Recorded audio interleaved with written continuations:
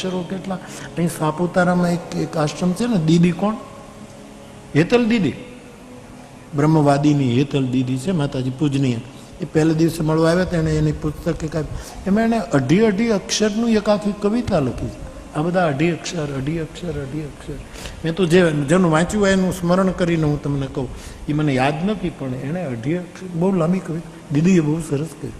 હા, એણે મને એક નાની પુસ્તિકા આપી છે, બહુ સરસ સરસ છે. છોકરો તમને ક્યારેક કહીશું, બહુ સરસ.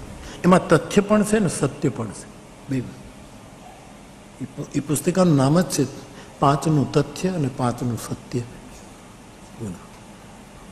હું તો રાતે આમ ચોપડી લઈને આમને મટકી પડ્યા. મેં કીધું એવું સરસ સુંદર લખ્યું છે આખું ગીત.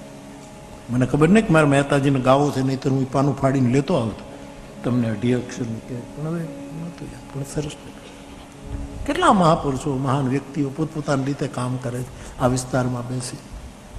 પગે લાગો.